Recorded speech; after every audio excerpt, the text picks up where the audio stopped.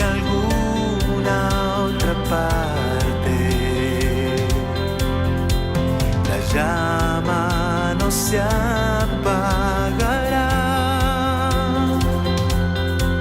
Es un río que no se detiene.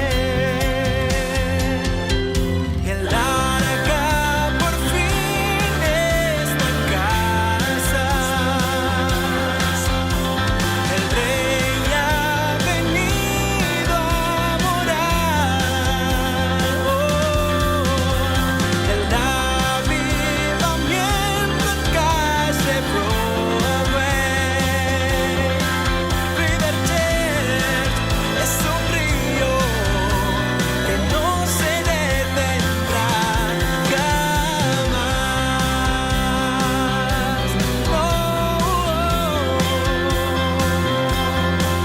River Church es un río que no se detendrá jamás.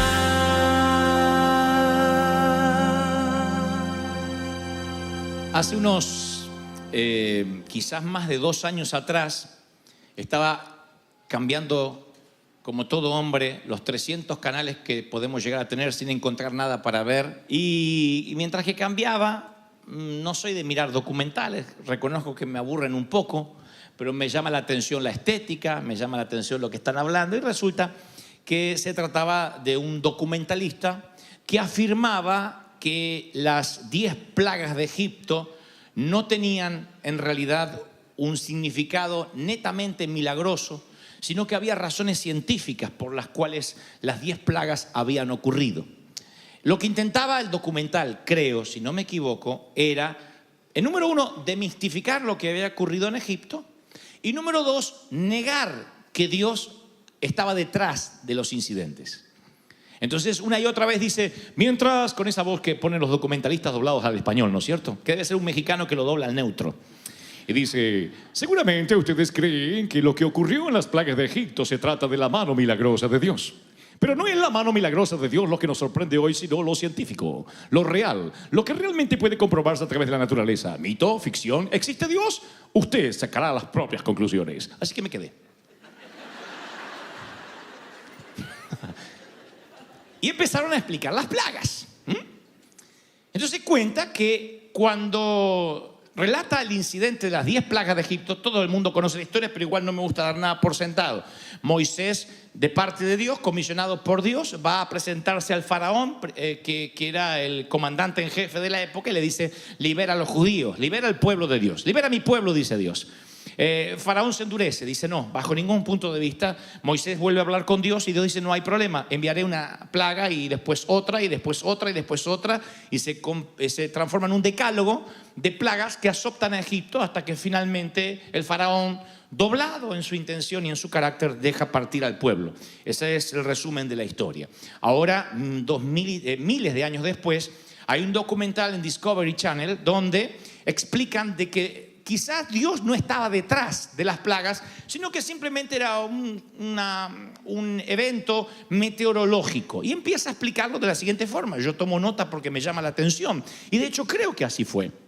Para ese entonces, cuando comienza la serie de plagas, hay que tener en cuenta la explosión de un volcán, el Santorini, que está comprobado, científicamente comprobado, que en los tiempos de Egipto, donde vivía Moisés, a 800 kilómetros de allí, ese volcán comienza a tener una erupción, explota, y entonces se produce un terremoto que rompe las bolsas de aire subterráneas. Esto ocurre, no ha ocurrido aquella vez solamente, sino que siguió ocurriendo en el mundo. Y cuando ese gas subterráneo, causado por un volcán que tiene un alto contenido en hierro, se rompe, el agua sale al exterior con un color rojizo. Al mezclarse con el agua, esas bolsas de aire llenas de hierro transforman el Nilo en lo que se ve un río de sangre. Cuando yo leía las escrituras, sin tener esta explicación científica, pensé que literalmente se había transformado en una sangre RH negativo, o que tal vez era espeso, que como si literalmente muchas personas hubiesen muerto allí. Pero la Biblia dice que el río se transformó en sangre, y cada vez que la palabra habla, como yo siempre digo, como en Apocalipsis, siempre suele utilizar metáforas. Así que sigo mirando el documental del Discovery y dice que el río Nilo se transforma en sangre porque se vuelve rojizo. Eso hace que la gente, los seres vivos que están allí mueran inmediatamente porque pierde el oxígeno, el agua. Claro, los peces se mueren, pero las ranas pueden estar dentro y fuera del agua. Así que cientos de miles de ranas, y esta es la segunda plaga, salen al exterior porque tienen que huir de las aguas contaminadas. Además, ellas encuentran abundante comida en el exterior y entonces ya tenemos el río convertido en sangre y las ranas afuera. Cuando hay agua contaminada y por consecuencia estancada y un montón de peces muertos, pescados que no son pescados, son peces muertos, no fueron pescados por nadie, pero empiezan a flotar, eso hace que sea un caldo de cultivo para que los mosquitos aniden y se multipliquen con rapidez. De allí la tercera plaga. Cuando hay un montón de mosquitos y sin agua limpia y aguas contaminadas, el ganado empieza a morir. Aquí es la siguiente plaga. Cuando el ganado está muerto y esos cuerpos pútridos empiezan obviamente a descomponerse, más las aguas contaminadas, se desarrolla peste, no hay antibióticos en Egipto y de allí las úlceras, los granos en la gente. Las cenizas arrastradas por el aire junto con gases tóxicos y el agua de la atmósfera caen juntos formando pequeños meteoritos humeantes. A la vez que esto trajo ese gas tóxico, llega a cierto punto de la atmósfera y se entremezcla con la humedad y caen como si fueran hielo y fuego a la vez. Esa es la otra plaga. Tiene que ver con la explicación científica. El hombre se queda diciendo, ¿realidad o ficción? Pero espere que le cuente más. Y yo sigo anotando. El cambio de clima, las heladas de Egipto atraen a las langostas, que solo vienen cuando hay un cambio de clima y arrasan con los sembradíos. Las cenizas volcánicas crearon nubes que tapan la luz del sol y esa es la plaga de las tinieblas. Lo único que quedaría por explicar es la 10ª plaga, que es la muerte de los primogénitos. Solo los hijos mayores de los egipcios murieron y dicen, ¿sería esto la única forma de pensar en un abracadabra milagroso?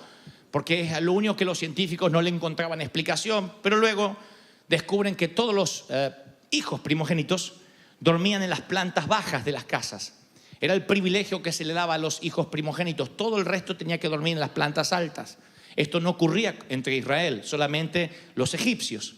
Y como dormían en la planta baja, a causa de lo que había ocasionado el volcán, se levantó por las cenizas el dióxido de carbono que acabó con ellos, porque estaban más cerca del suelo. Así que en una noche el dióxido de carbono llega como quien se olvida la estufa encendida o el gas abierto y termina con todos los que dormían en la planta baja, que era la muerte de los primogénitos.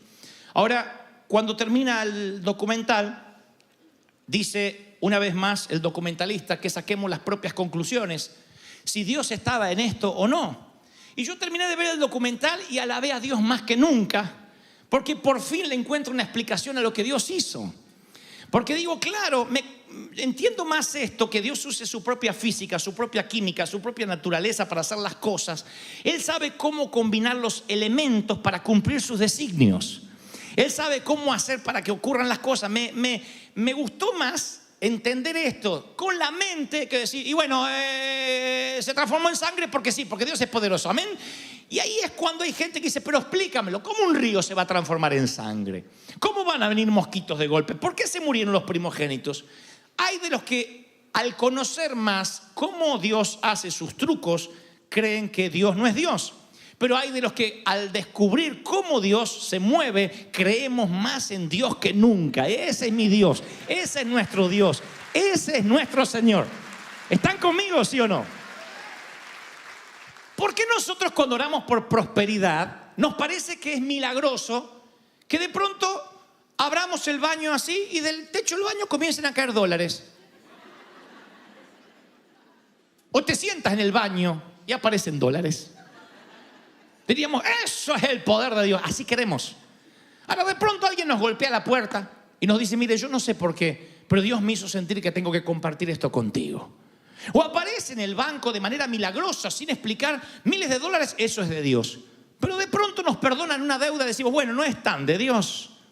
Siempre estamos buscando que algo sea absolutamente milagroso e inexplicable para decir, entonces es de Dios. Como si Dios no pudiera utilizar lo que Él mismo creó para bendecirnos. como si Él no pudiera utilizar lo que le pertenece para que seamos de bendición. ¿Me explico a dónde voy? Allí es cuando nos volvemos demasiado místicos y decimos, no, es que a mí me gusta lo espiritual. No, somos ateos y creemos y pretendemos que si no caen billetes del cielo, entonces no es de Dios. De allí que muchos no trabajan y no se esfuerzan porque están esperando el billete del cielo. De allí que muchos no se casan porque están esperando que Dios le entregue la rubia, maniatada y entregada. Úsame, llévame contigo. Y no va a pasar. Es que yo quiero que mi mujer me la entregue Dios. Dios nunca dijo que entregaría mujeres y que caerían de las nubes. Tenemos que hacer un trabajo, tienes que seducir, tienes que ser caballero, pagar el café, condenado, hacer algo. Entonces me doy cuenta, como dice el título de este sermón, que cuanto más yo conozco a Dios, más descubro cómo trabaja, más lo amo y más creo en Él. Porque empiezo a amarlo con mi mente. Mientras más conozco, más aprecio. Cuando más ves, cuando más se te descubre Dios, más empiezas a amarlo. Yo creo que los astrónomos observan el cielo y aprecian las constelaciones y no se dejan de sorprender. Cuando el experto en genética hace un mapa del genoma humano, aprecia cada célula del ADN, dice, esto no lo pudo haber hecho una computadora. Cómo funciona el cerebro, cómo funciona el nervio óptico, cómo se conecta tu corteza cerebral con los ojos, de modo que lo que estás viendo se transmite al cerebro y nos da la pauta de lo que estamos mirando. Eso simplemente tiene que terminar en una persona que empieza a investigar y le termina dando la gloria a Dios. No hay otra forma. Cuando el Discovery explica cómo bien pudieron haber ocurrido las plagas, pudo haber sido o no, a mí me fascinó. Dije, sí, Dios creó el mundo y hizo, tocó el volcán. Y con tocar el volcán, sabiendo Dios que este faraón era un cabezón que se iba a endurecer y endurecer y endurecer, dijo, con que toque este volcán se producen 10 plagas por efecto dominó. Y desde la explosión del volcán hasta la muerte de los primogénitos, todo estaba en el dedo de Dios haciendo ping, lo que Él mismo había creado. Me fascinó. No hizo el documental que yo dejara de creer en Dios. Dije, claro, así Dios lo hizo. No desacredito al mago simplemente por ver cómo hizo el truco. Me parece fascinante. Me parece fascinante que digas, Dios sanó mi cáncer de la noche a la mañana mientras dormía o en una oración de altar. Pero me parece fascinante que digas, fui, me operé, extirparon el tumor y me decían que no hay ramificaciones. La operación fue un éxito. Los ángeles estuvieron allí en la sala de quirófano. Eso también es Dios.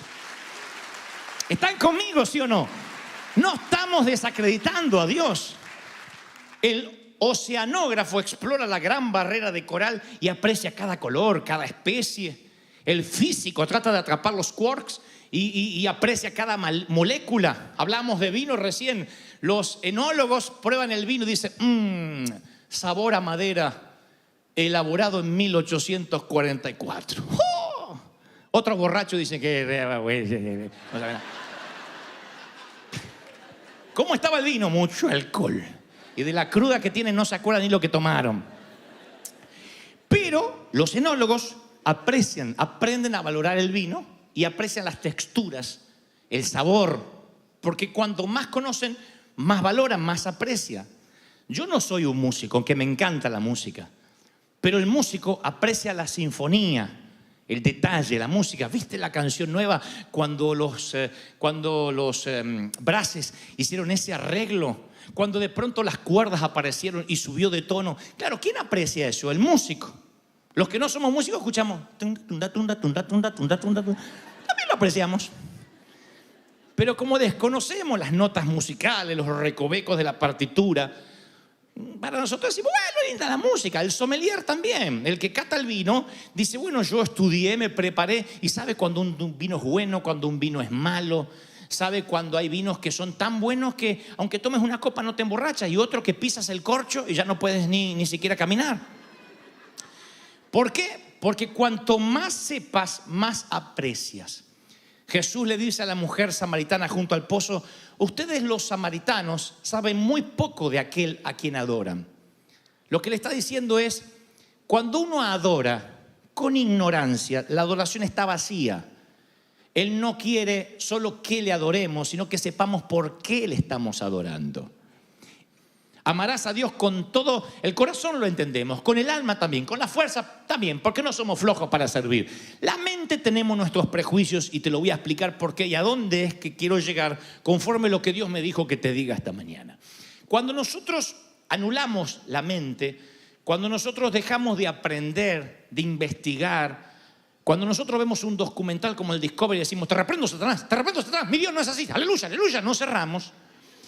Y Dios dice, quiero que me conozcas, quiero que sepas cómo es que yo hago las cosas, cómo es que yo actúo. La gran mayoría de los milagros que yo he experimentado en mi vida personal, Dios utilizó factores humanos. Yo nunca necesité un montón de dinero para una cruzada y lo encontré debajo del colchón.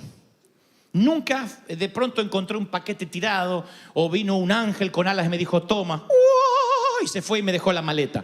No. Eran personas normales que decían, yo no sé por qué, pero siento de ayudarte.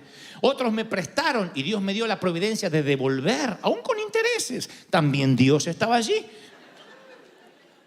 ¿Por qué siempre pensamos que si hay una abracadabra detrás, entonces Dios está? Y si Dios usa lo normal, lo común, lo que Él creó, porque el diablo no creó nada. El diablo no creó nada, es Dios. Si aún el diablo es creación de Dios y sirve para los propósitos divinos, aún el diablo. Ustedes deben recordar aquella vieja historia de la señora que decía, Señor, Padre, danos de comer que no tenemos, danos de comer que no tenemos. Y el vecino ateo de al lado dice, le voy a jugar una broma, y entonces le golpea, toca el timbre y le deja un pollo rostizado ahí, con papas al horno, qué rico. Se lo pone ahí. Y le pone un cartelito, esto no viene de parte de Dios que no la está escuchando, viene del diablo. Cuando ella abre y dice, ay, cuando uno ora hasta el diablo obedece, gracias Señor. Eso es bueno. Eso es el milagro de Dios. ¿Sí? Reconocer que Dios va a usar. Miren, Dios nos dio la capacidad de seguir aprendiendo hasta que muramos. El aprender, y escúchenme los más jóvenes, díganme alguien amén para que no me sienta que estoy en un geriátrico. Aprender no es un lujo, es una cuestión de mayordomía.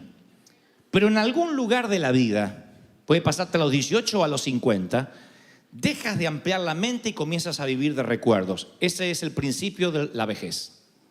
¿Cuándo envejeces? No cuando tienes más celulitis y estrías. Eso es que el cuerpo ya no es lo de antes. ¿Cuándo envejece? No cuando la ley de gravedad se cobra a sus víctimas. Miren qué delicado para decir que se te cayó.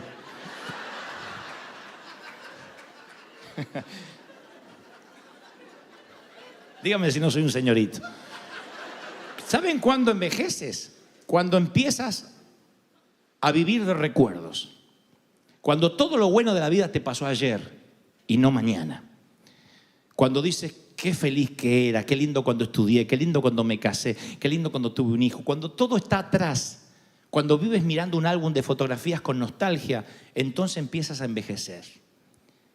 Cuando tú todavía tienes esperanza y miras para adelante, te mantienes joven porque la mente se sigue ampliando y rara vez una mente que se amplíe regresa a su tamaño original.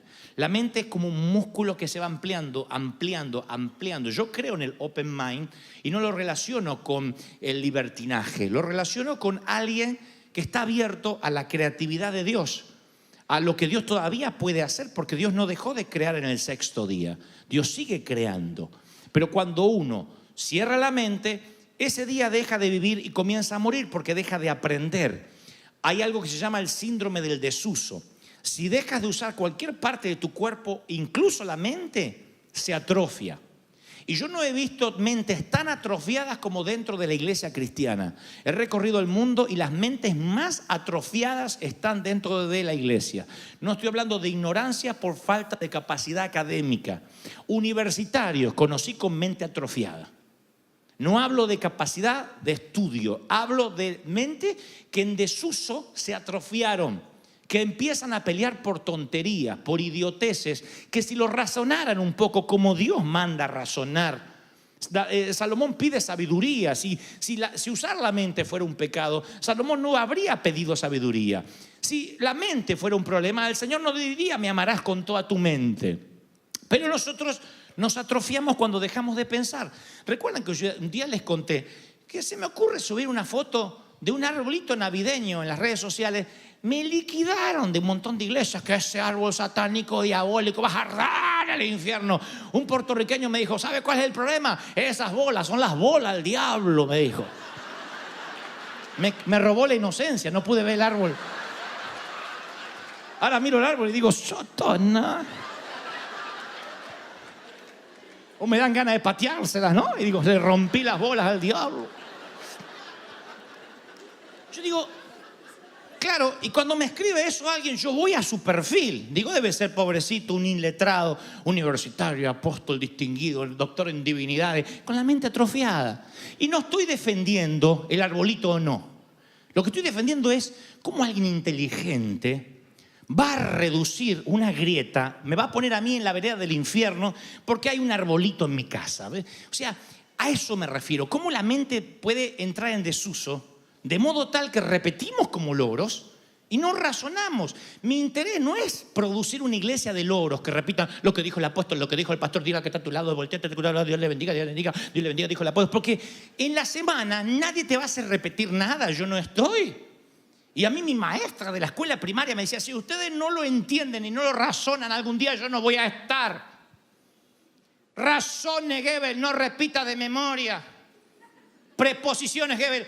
Ante, bajo, cabe, con, contra, detrás, hasta para, por, según, sin, sobre, tras. ¿Dónde se usan estas palabras? No tengo la menor idea.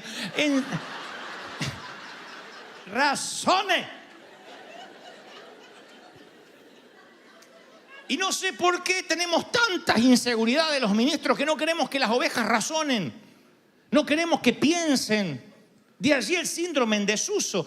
Yo leía las encuestas que el graduado promedio de la universidad lee un libro al año. Un libro al año. El graduado que se recibe, si acaso lee un libro al año. Y mi pregunta es, ¿para qué gastar tanto dinero en la universidad si después vas a dejar de aprender cuando te gradúes? ¿Por qué hay gente que deja de leer? Porque ya se recibió y cree que no tiene que aprender más. Educación deriva de dos palabras que significan sacar hacia afuera. Fíjense qué diferente a lo que pensamos que educación es amontonar adentro. Sacar hacia afuera es, educar significa despertar tu curiosidad. Decir que tiene que haber más, quiero aprender más, despertar la curiosidad. A mí me gusta hacer como los chicos. Cuando me encuentro con una mente atrofiada por el legalismo, le pregunto, ¿por qué? Porque sí. ¿Pero por qué? Porque las cosas de Dios no se razonan. No. ¿Por qué estás defendiendo a capa y espada algo que no te pusiste a razonar? ¿Por qué? Porque las críticas siempre son ¿por qué no haces llamado al altar? ¿Por qué no tienen seguimiento? ¿Por qué no tienen células? ¿Por qué? Yo le digo, ¿y por qué hay que tenerlas? No digo que esté mal, digo ¿por qué? Si a mí me da una explicación racional, entonces satisface mi mente. Ahora, yo creo que hay cosas que se aceptan por fe. La creemos. El diezmo, la obediencia, la mayordomía, son cosas que operan por fe. Hasta ahí estamos de acuerdo. Pero después hay cosas que hay que razonar. Pablo dice que el pecado es un tema de conciencia, básicamente.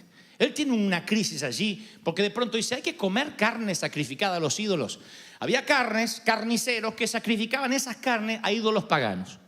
Y después que sacrificaban, oraban, o sea, en vez de como tú oras por los alimentos, le decían al Baal o a quien sea que bendiga la bola de lomo esa que se iban a comer. Bendice este taco, Baal. Y antes de comerlo, lo llevaban a la mesa.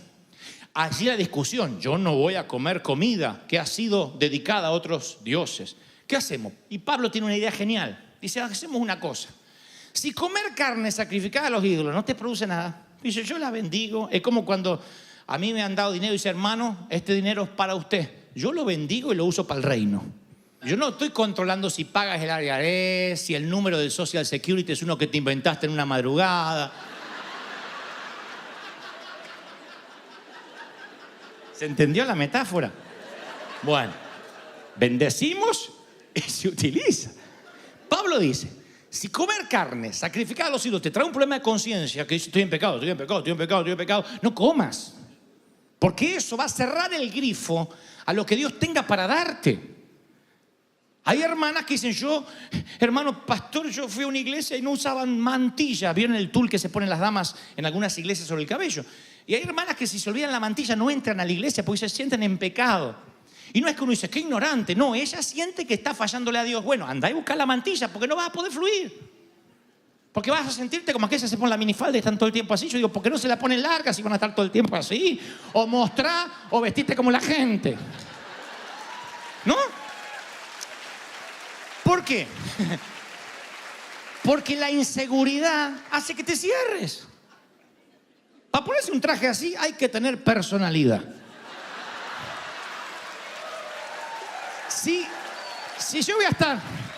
No me miren a mí, miren al Señor, no me miren a mí. Ay, no, es que no tenía otro color. No, ponen vestita de negro, condenado. Ahora, si estás seguro, te gusta, y eso no va a impedir el fluir, tienes que investigar y ver cómo funcionas. Y Pablo dice, si comer carne sacrificada a los ídolos te va a causar un problema de conciencia, no comas. No está hablando de los pecados capitales, los que sabemos que son pecados. Estamos hablando de la periferia. Lo que decimos, ¿qué hago? ¿Se puede escuchar un bolero cristiano? ¿O me tengo que arrepentir y no tomar la cena porque escuché a Manzanero? Yo tengo esta respuesta. Si escuchar una canción secular va a hacer que el domingo después te sientas con culpa, que me siento mal, me siento sucio, no escuche, no salgas de Marcos Witt, Marco Barriento y los marcos que vayan apareciendo, no salgas de ahí. Si dice, no, yo puedo escuchar un bolero, porque la música fue creada por Dios. Las sinfonías fueron creadas por Dios.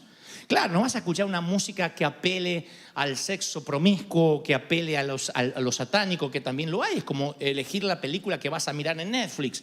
Hay películas que incitan a lo malo y hay películas que de pronto son divertimento y ya. Entonces tú tienes que elegir qué te edifica y qué no. Pero si el embudo es que después, por escuchar a Manzanero, no puedes cantar, Señor, todo te lo debo a ti, no escuches a Manzanero. Te hace mal.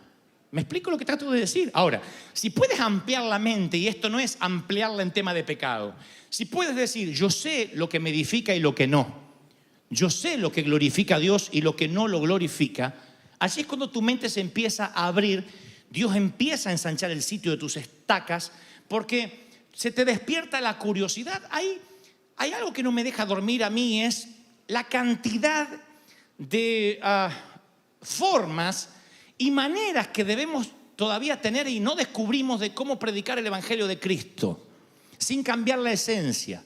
Yo soy un predicador muy tradicional. Soy un predicador de las mismas cosas viejas, solamente que lo predico de una manera nueva. Pero no cambio la esencia. Dios es el mismo ayer, hoy y por los siglos. Pero siempre es mejor encontrar un defecto en la nueva manera de hacer las cosas que hacer una autocrítica en las viejas maneras de hacer las cosas y preferimos no cambiarlas. Mi pastor alemán, no el perro, un pastor que nació en Alemania, él decía, yo conté varias veces esto, él decía, la guitarra eléctrica y la batería son del demonio. Y lo predicaba, y no era un ignorante, teólogo el tipo. Tenía problemas en el idioma porque él venía de su Alemania natal y muchas veces decía, Dios vino a traer vida, es vida en ambulancia. Él era así. Pero era inteligente, sabio. Y él decía, la batería, esto es todo del demonio. El violín y el acordeón son de Dios, que eran los instrumentos que él tocaba. Partió con el Señor y dijo, como Dios tiene tan buen humor, yo estoy seguro que lo recibió una banda de rock allá arriba. Partió, ¿no? Pero yo un día le dije, juntamos valor los muchachos, ¿no? Los adolescentes, le dijimos, Pastor Blenich, ¿por qué usted dice que... ¿Dónde está en la Biblia? Fue la pregunta. ¿Dónde está en la Biblia que es pecado la guitarra eléctrica? Y esta fue la respuesta magnífica hasta el día de hoy. Una respuesta para encuadrar que grafica lo que trato de decir de una mente atrofiada en un cerebro académico. Dijo, no está en la Biblia, pero debería estar. Punto. ¿Ustedes creen que cambió? Siguió manteniendo, esto es lo que le gusta a Dios, porque si me gusta a mí, le gusta a Dios. Si no me gusta a mí, no le gusta a Dios. Y allí es cuando nos confundimos. Aclaro, esto no es un mensaje para jovencitos en contra de los viejos. Todos, desde que nacemos hasta la tumba, desde el útero al sepulcro, vamos envejeciendo. Tú no eres el mismo a los 10 años que a los 5, a los 15 que a los 10, a los 40 que a los 30. La mente va cambiando. No quiero decir que se rumbra, pero cambia nuestro modo de pensar. tenemos otra perspectiva, otra experiencia, y hay cosas que ya no nos van a gustar por un tema generacional. Yo hay música que no entiendo. Yo puedo escuchar Despacito 70 veces y no entiendo por qué es un éxito. No lo entiendo.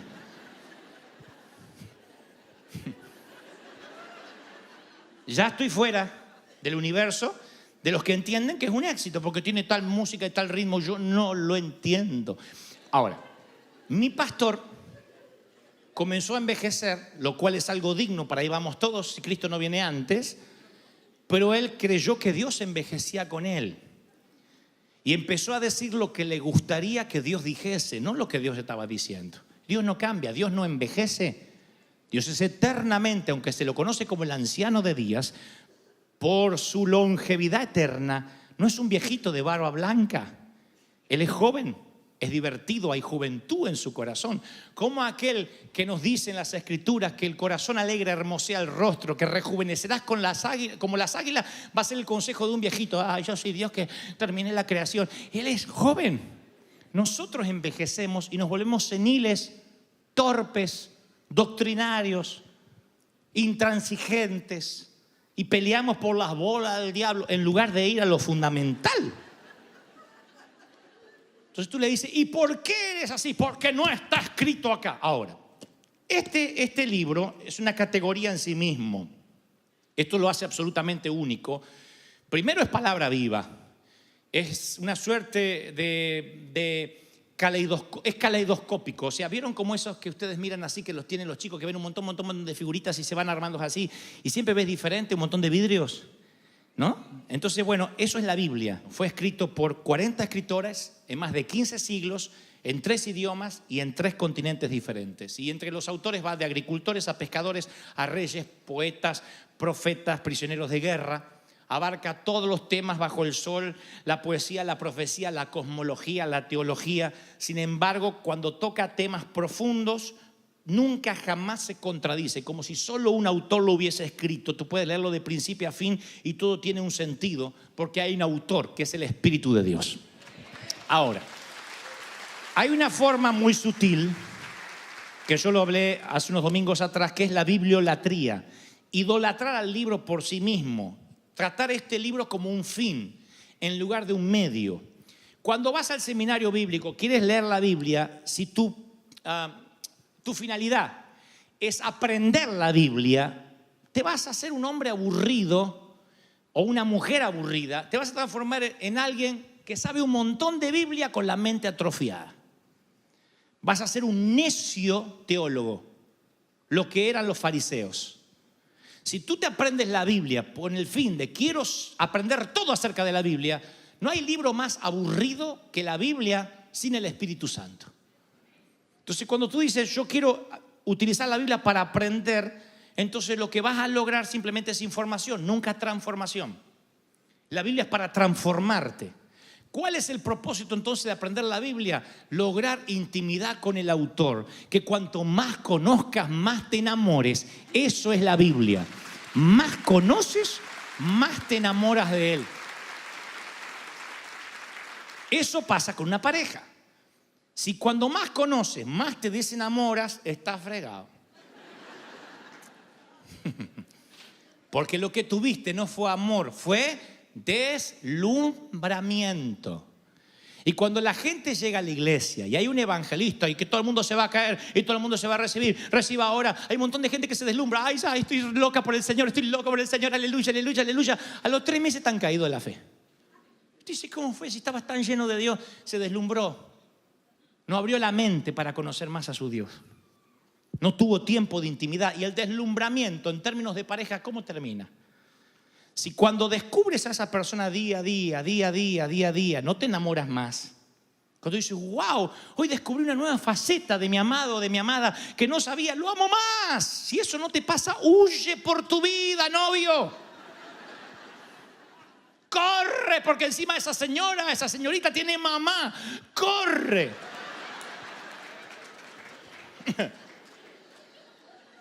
Ahora, el canon de la Biblia está cerrado. Esto no es que podemos agregar. Hay una maldición sobre el que agregue o quite a lo que está escrito aquí. Pero hay un término que usamos nosotros, esto es antibíblico, sí, lo antibíblico es aquello que va contra la teología, contra las enseñanzas de las Escrituras. Pero hay otro término que es abíblico. Abíblico tiene una connotación diferente, significa que no hay precedente ni en las Escrituras. Y ustedes dirán, no, si no está en las Escrituras no existe. Entonces vamos a eliminar la computadora, el Facebook, los aviones. Y ustedes dicen, ¿cómo vamos a eliminar los aviones? Sí, hay gente que me dice, Jesús no volaría en avión. Como digo siempre, conseguimos un burro volador y con todo gusto yo vuelo un burro. Entonces el tipo está diciendo, los aviones no son de Dios, los autos lujosos no son de Dios, en una computadora, en una Mac, que tampoco tenía Mac el apóstol Pedro. Entonces hay un montón de cosas que son abíblicas, no hay precedentes en las Escrituras. ¿Y cómo hago para no meterme en lío en algo diabólico? Mientras que la metodología no contradiga la teología. ¿Cuál es el problema? Hay fascinantes, novedosas maneras de predicar el evangelio a través del cine, redactando nuevas leyes, escribiendo nuevos libros. ¿Por qué no lo hacemos? Porque Satanás sabe que si no puede detener tus fuerzas, ni tu alma ni tu corazón te detendrá la mente y te hará que no pienses. Yo provengo de la generación donde el estudiar era pecado. El querer ser locutor, actor, cualquier cosa que estuviera relacionada con el arte era pecado. Cuando somos hijos de un artista. Cuando me dicen, ¿qué oficio tienes, pastor? Le digo, no, artista. Yo heredé el oficio del padre. Yo soy artista como mi padre. Artista. ¿Y por qué le tenemos miedo si Él es el creador? ¿Cuántos dicen, ese es mi Dios? Dios es espíritu y quienes les adoran deben hacer un espíritu y en verdad. Yo me atrevo a pensar que en muchas congregaciones hay gente que si uno detendría la adoración y le preguntaríamos, ¿por qué adoras? No sabrían por qué, no tendrían respuesta. Porque pensamos que lo espiritual y lo intelectual son excluyentes. Si estás pensando no puedes adorar y si adoras no puedes pensar. Y la mente y el alma no son enemigas, no hay una dicotomía, son aliadas. Un gran amor nace de un gran conocimiento. Más conocen a Dios. Yo vi el Discovery, lo del Discovery Channel de las plagas de Egipto y de verdad me pasé la tarde adorando a Dios. Eres genial, Señor. Si así fue, eres genial. Con un volcán lo volviste loco a todos. Me pareció una genialidad. Dije, sí, eso pudo haber pasado, sí. Y me enamoré más del Señor. Digo, wow, qué estratega que es Él. Qué increíble. Ese es nuestro Dios. No hizo que yo dejara de creer en Él. Por eso dije, el oceanógrafo, el arqueólogo, quien estudia el cosmos, yo creo que deben enamorarse cada vez más de Dios. Pero hay una animosidad en contra de crear, en contra de pensar. Y yo digo, si estás enamorado y siempre le dices a la persona que amas lo mismo, de la misma manera, es rutina. Te amo, también. ¿Estás lindo, eh? Ah, estás lindo también.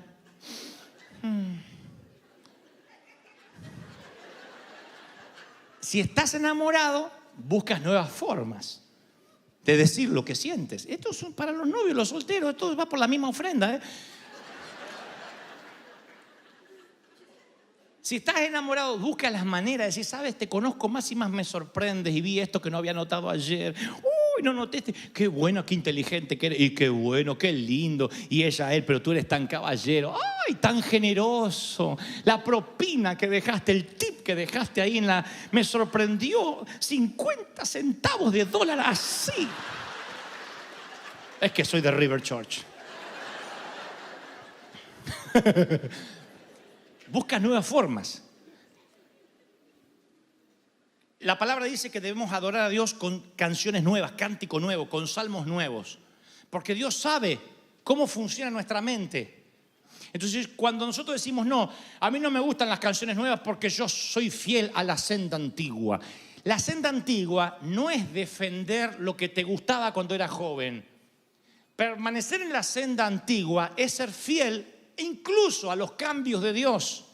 Es ser fiel a lo que Dios quiere hacer. No consiste en mantener el fuerte en pie, en hacer las cosas como siempre. No consiste en defender la doctrina. La fidelidad es la valentía para enfrentar el evangelio de un modo nuevo, creativo, que Dios diga, mira, esta es la manera de hacerlo, vamos, si Dios está en eso y no contradice la teología, vamos. No sabes hasta dónde Dios te puede llevar. Dios puede darte compañías nuevas, inventos nuevos. Este es un país donde la gente se ha hecho rica de la noche a la mañana con un invento, con algo que se les ocurrió. Capaz que lo inventas en Colombia, en México, en El Salvador, en Argentina y te roban el invento. Acá haces el copyright, lo registras y Dios te puede dar. Y contamos con una ventaja. El Dios creativo es tu Padre. Tu Padre. ¿Por qué hacen las cosas como vimos que se hicieron siempre? Cuando Dios te puede dar cosas nuevas, creativas, donde de pronto, ¡wow! No lo había visto. Eso es la sabiduría que Dios te da. Dios le da la estrategia a Gedeón. Dios le da el modelo a Salomón y le dice, no te muevas del modelo que te muestro. Dios te da el modelo. Dios es el gran arquitecto. Te puede dar el modelo para tu compañía, el modelo para tu matrimonio, el modelo para tu empresa, el modelo para tu ministerio.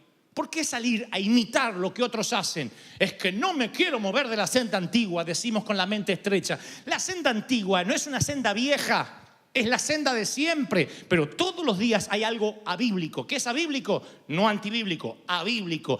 Cosas que ojo no vio, ni oído yo, ni han subido a tu corazón, ni están escritas aquí. Son las que yo tengo preparadas para ti. Alguien tiene que decirme, amén, aleluya. Santo eres. Y entonces ahí valoras la autenticidad. Yo hace unos años estaba intentando ser un pastor. Ahora estoy intentando ser Dante Gebel. Digo, Dios me hizo con los defectos que tengo, con los cables sueltos que tengo, por alguna razón.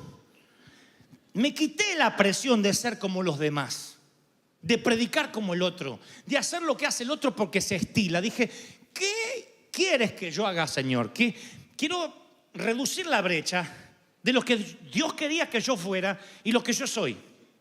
Quiero que esa brecha cada vez sea más pequeña, que lo que Dios soñaba que yo fuera, realmente yo pueda parecerme más a ese sueño de Dios. Para eso, lo que tengo que entender es que debo abrir la mente todos los días. Cada vez que oro digo, Señor, ¿qué nuevo quieres hacer hoy? ¿Qué quieres hacer hoy en el servicio? Esto no es hacer un loquito por la vida y no tener planes. Significa estar abierto a nuevos planes de Dios, a nuevos proyectos del Señor, a nuevas estrategias de Dios. Eso pasa en todos los órdenes. Pídele creatividad a Dios y dice, Señor, abre la mente. Y no es que la creatividad viene así y te cae la creatividad. Sale de acá.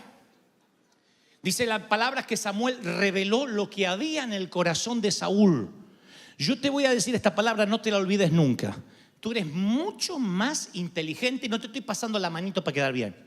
Tú eres mucho más inteligente de lo que crees. Tienes mucha más sabiduría de lo que jamás hayas soñado. Eres más apasionado de lo que jamás creíste que podías serlo.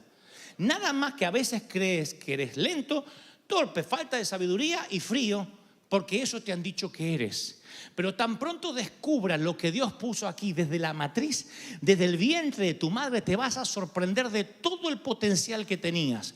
Cuando llegues al cielo va a haber, creo, un televisor o una pantalla grande donde Dios te va a mostrar tu vida y lo que pudo haber sido tu vida conforme viniste equipado de nacimiento. Lo que pudo haber sido tu vida si le creías a Dios. ¿A dónde pudiste haber llegado? Y allí el Señor dice que enjugará todas lágrimas. ¿Habrá lágrimas en el cielo? Sí. Frente al tribunal de Cristo, cuando nos muestre todo lo que pudimos haber hecho. Como pastor, llevo casi 10 años apenas de pastor. Antes era evangelista. Yo he estado en varios lechos de muerte. De personas octogenarias, de 90 años, 70 años. Nunca escuché en un lecho de muerte a alguien arrepentirse por lo que hizo. Le decía, ¿quiere arrepentirse de algo? No, yo ya arreglé mis cuentas con Dios. Lo que me arrepiento es lo que no hice, lo que no viajé, lo que no amé, lo que no arriesgué. ¿Por qué no hablé? ¿Por qué me callé? ¿Por qué perdí 30 años de mi vida callado? ¿Por qué no hablé? ¿Por qué no hice? ¿Por qué no hice? ¿Por qué no transformé? ¿Por qué no provoqué? La gran mayoría de los ancianos se preocupan por lo que no hicieron y ahora ya no les da ni el físico, ni la cabeza, ni le irriga la sangre como antes.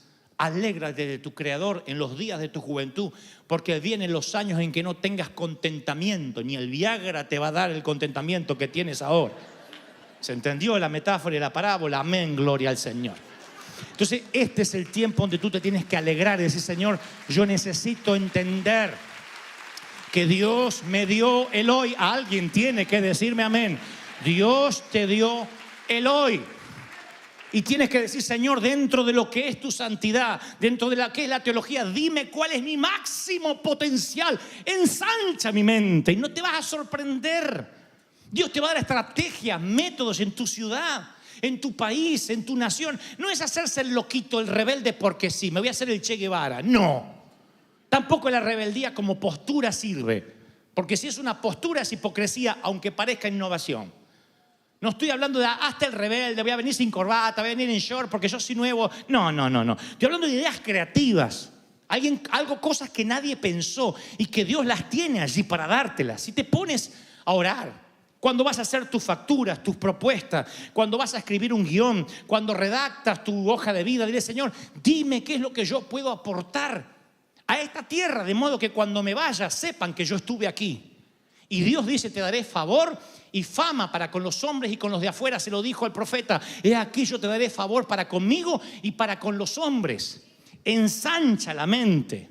Dios es el principal marketinero. Él maneja el branding y la marca como nadie, jamás. Él sabe cómo hacer para que tu nombre esté donde tenga que estar, de modo que tú le des la gloria a Dios y seas una lumbrera.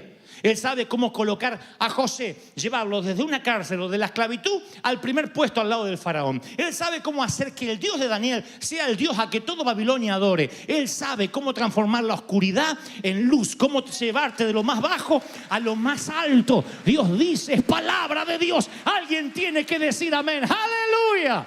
¿Cuántos reciben esta palabra? Dígame amén. ¿Cuántos vamos a abrir la mente? ¿Se atreven a decir yo quiero abrir mi mente? Porque yo se lo digo al Señor, no estoy diciendo, ustedes que son ignorantes. No, los que nos creemos inteligentes, abramos la mente. Porque la letra sin Espíritu Santo es ley. Y la ley atrofia. Hay que ser atrofiado, para estar dentro de una sinagoga predicando de un Mesías que algún día va a venir y afuera entre la chusma, entrando en un burro, el Mesías y no verlo. Imagino a algunos sugieres que salen de ahí, paren la chusma. ¿Y quién es ese en el burro? Sáquenlo de acá que estamos esperando el Mesías. Hay que ser ignorante. El Mesías pasando por la puerta y ellos teniendo servicios puertas para adentro. ¿Creen que esto es la gráfica de la ignorancia? Espera que les muestre tantas iglesias que ahora están cantando y Cristo en la vereda. Mirando la hora y diciendo, uy, se pasó la hora, ya está, me tengo que ir. Tengo reservas en Macaroni. Hay que ser ignorante, ¿no? Para correr con la reserva de Macaroni y perderte lo que Dios te está hablando. Hay que ser necio y tener la mente atrofiada. Eso sí, no pongo bolas del diablo en mi arbolito. ¿Y de verdad se piensa que eso le va a preguntar el Señor en el cielo? ¿Tú ponías bolas del diablo? No, pasa. ¿De verdad? No, porque a lo mejor creen que de verdad le van a preguntar eso. Que tenían que cumplir una ley, un estatuto. El otro día, ya hace varios meses, estoy saliendo de un baño en un sitio público y alguien me dice, yo lo escucho a usted pero a escondida porque mi pastor no quiere que yo lo vea ni lo escuche. Está bien. Me sentí una película prohibida para mayores, me veía... Soy predicador para adultos. Le digo, está bien, no hay problema. Y después me dice, ¿y sabe por qué no lo quiere? Porque dice que usted no parece un pastor. Digo, ¿y qué parezco? No sé, cualquier cosa. Parece un actor, una estrella de cine, pero no parece un pastor. ¿Y cómo es un pastor? Le digo al muchacho, ¿y cómo es un pastor? Como el mío. ¿Y cómo es el tuyo? ¿Qué sé yo? No se viste así, no sé, no anda así todo peinadito, me dice. Entonces hay que despeinarse. No, pero no sé, tonteras, me dijo, y no supo qué decirme. Entonces yo me di cuenta que toda la enseñanza en contra era, no parece. Como no parece, seguro no es. Aquel no parece, no debe ser. Mira aquella cómo se viste, no parece, no es. Aquella parece, tiene pinta de loca, parece, debe ser.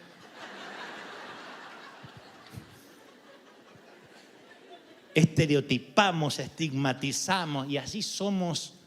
Y Dios dice, yo voy a usar lo que no parece para que sea, lo que no es para avergonzar a los eruditos, los sabios. Voy a usar a lo que no parece. Voy a usar a los...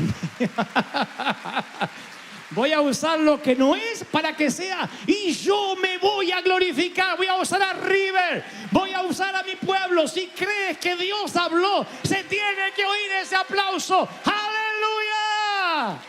No. Aplaude, celebra al Señor de señores. El Rey está en casa. Bendito sea Dios. ¡Aleluya! El Rey